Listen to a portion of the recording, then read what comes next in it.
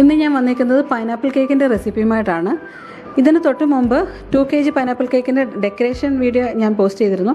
അപ്പോൾ അതിൻ്റെ തന്നെ ഇൻഗ്രീഡിയൻസും റെസിപ്പിയും ലോഡ് ചെയ്യാമെന്ന് വിചാരിച്ചു. ഇതിനു മുമ്പ് തന്നെ പൈനാപ്പിൾ കേക്കിൻ്റെ റെസിപ്പിയും അതുപോലെ തന്നെ പല അതിൻ്റെ ഡിസൈനും ഞാൻ ഓൾറെഡി അപ്ലോഡ് ചെയ്തിട്ടുണ്ട്. അപ്പോൾ എല്ലാവരും ഇതൊന്ന് കാണാൻ ശ്രമിക്കുക. 2 കപ്പ് ആൾ പർപ്പസ് ഫ്ലോർ എടുത്തിട്ടുണ്ട്. അതിലേക്ക് 2 ടീസ്പൂണ് ബേക്കിംഗ് പൗഡറാണ്. ബേക്കിംഗ് സോഡ ഒരു 1/2 ടീസ്പൂണ്. ഉപ്പ് ഒരു 1/2 ടീസ്പൂൺ ഇട്ട് കൊടുക്കുകയാണ്.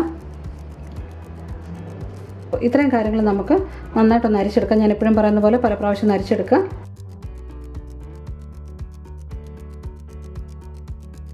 അപ്പോൾ നമ്മുടെ ഡ്രൈ ഇൻഗ്രീഡിയൻ്റ് ഇവിടെ റെഡി ആയിട്ടുണ്ട്. ഇനി നമുക്ക് വെറ്റ് ഇൻഗ്രീഡിയൻ്റ് ചെയ്യുന്നത് നോക്കാം. ഇനി ഞാൻ 8 മുട്ടയാണ് എടുക്കുന്നത്. ചെറിയ മുട്ടയാണ്, അതുകൊണ്ട് 8 മുട്ട എടുക്കുന്നുണ്ട്.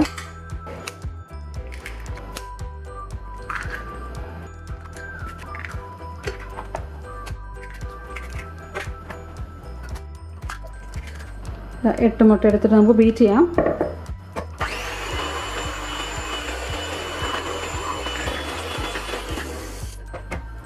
ഒരു 2 ടീസ്പൂണ് വാനില എസൻസ് ആണ് ഒഴിച്ചു കൊടുക്കുന്നത്. മുട്ടയുടെ സ്മെല്ല് വരാതിരിക്കാനായിട്ട് വാനില എസൻസ് ഒഴിച്ചു കൊടുക്കുന്നത്. 1 കപ്പും ഒരു 2 ടേബിൾ സ്പൂൺ പഞ്ചസാരയും കൂടെ എടുത്ത് പൊടിച്ച് വെച്ചിട്ടുണ്ട്. അത് നമുക്ക് കുറേശ്ശെയായിട്ട് വേണം നമുക്ക് ആഡ് ചെയ്ത് കൊടുക്കാനായിട്ട്.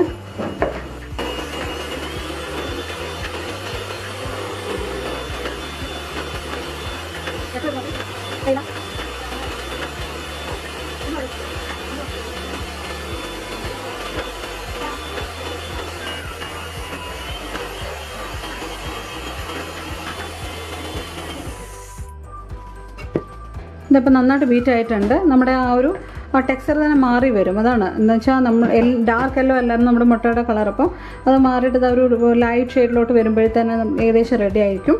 അപ്പോൾ ഇനി നമുക്ക് 1/2 കപ്പ് വെജിറ്റബിൾ ഓയിലാണ് ഒഴിച്ചു കൊടുക്കുന്നത്.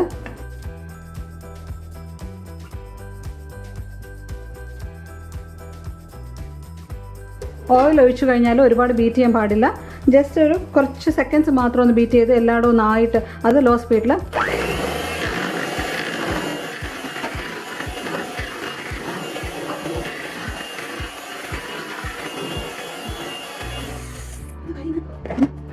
അതേപോലെ ഒരു 1/2 കപ്പ് പാല് ഞാൻ എടുത്ത് വെച്ചിട്ടുണ്ട്. ആ പാലും അതുപോലെ തന്നെ നമ്മുടെ ഡ്രൈ ഇൻഗ്രീഡിയൻറ്റും അത് നമുക്ക് കുറേശ്ശായിട്ട് ആഡ് ചെയ്ത് കൊടുക്കണം. എപ്പോഴും പറയുന്ന പോലെ കട്ട് ആൻഡ് ഫോൾഡ് മെത്തേഡിൽ വേണം നമ്മൾ ഇളക്കി കൊടുക്കാനായിട്ട്. കേക്ക് ഉണ്ടാക്കുമ്പോൾ ഞാൻ നമ്മുടെ എപ്പോഴും പറയുന്നത് പോലെ മുട്ടയും അതുപോലെ തന്നെ പാലൊക്കെ റൂം ടെമ്പറേച്ചർ ആയിരിക്കണം. നമ്മൾ പാലൊക്കെ മിക്കവാറും ഫ്രിഡ്ജിൽ വെച്ചേക്കുമായിരിക്കുമല്ലോ. അപ്പോൾ നമ്മൾ ചെറുതായിട്ടൊന്ന് ചൂടാക്കിയിട്ടാണ് ഞാൻ പാലെടുക്കുക. ഒരു കൈച്ചൂട് ആ ഒരു ടെമ്പറേച്ചറിലാണ് ഞാൻ പാല് ഇതിനു വേണ്ടി ഒഴിക്കാനെടുക്കുന്നത്. ചെറുതായിട്ടൊന്ന് ചൂടാക്കിയാൽ മതി. ഇതൊക്കെ ചെയ്യുന്നതിന് മുമ്പ് തന്നെ ഞാൻ പാൻ ഇവിടെ റെഡിയാക്കി വെച്ചിട്ടുണ്ട്. റെക്ടാങ്കിൾ ഷേപ്പിലുള്ള ഒരു 12 ഇഞ്ച് പാനാണ് ഞാൻ എടുത്തേക്കുന്നത്. 1.5 ടീസ്പൂണ് വിനീഗറാണ് ഒഴിച്ചു കൊടുക്കുന്നത്. ഞാനൊരു വിസ്ക് ഉപയോഗിച്ചാണ് ഇളക്കുന്നത്. കാരണം നമ്മുടെ സ്പാച്ചുല ഉപയോഗിച്ച് ഇളക്കിയാൽ എല്ലായിടും മിക്സ് ആകാൻ ഇച്ചിരി പാടാണ്. അപ്പോൾ ജസ്റ്റ് ഒരു വിസ്ക് ഉപയോഗിച്ച് ഞാനൊന്ന് കറക്കി കൊടുക്കുന്നുണ്ട്. വളരെ സ്മൂത്തായിട്ടാണ് കറക്കുന്നത്. അതുപോലെ വിനീഗർ ഒഴിക്കുന്നത് ഏറ്റവും ലാസ്റ്റിൽ വേണം. എല്ലാം വെക്കുന്നതിന് തൊട്ട് മുമ്പേ വിനീഗർ ആഡ് ചെയ്ത് കൊടുക്കാവൂ. ഒത്തിരി നേരം വിനീഗർ ആഡ് ചെയ്തിട്ട് ഒത്തിരി നേരം ബാറ്റർ വെളിയിൽ വയ്ക്കാൻ പാടില്ല.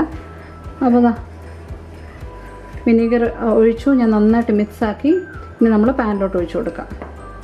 അപ്പോൾ നിങ്ങളുടെ ബാറ്റർ നന്നായിട്ട് മിക്സായി ഉറപ്പ് വരുത്തുക. സ്പാച്ചുല കൊണ്ട് ചെയ്യുമ്പോൾ അടിയിൽ കട്ട പിടിച്ചൊക്കെ കിടക്കാൻ സാധ്യതയുണ്ട്. അപ്പോൾ നന്നായിട്ട് ഇളക്കിയെടുക്കണം. അപ്പോൾ ഇത് നന്നായിട്ട് മിക്സ് ആയിട്ടുണ്ട്.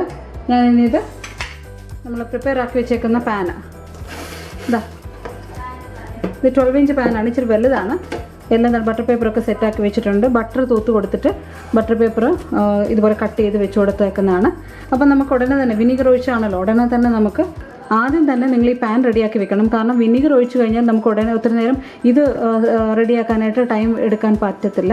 അതുകൊണ്ട് നമ്മൾ ബാറ്റർ ഒഴിച്ചു കൊടുക്കുകയാണ്.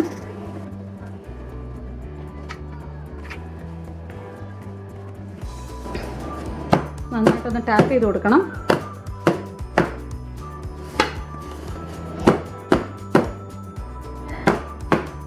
ഇനി നമുക്ക്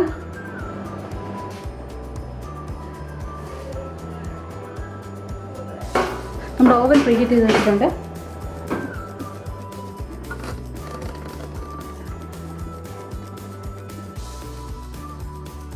വീഡിയോ ഇഷ്ടപ്പെട്ടെങ്കിൽ ലൈക്ക് ചെയ്യാൻ മറക്കരുത്. പുതുതായിട്ട് കാണുന്നവർ സബ്സ്ക്രൈബ് ചെയ്യുക.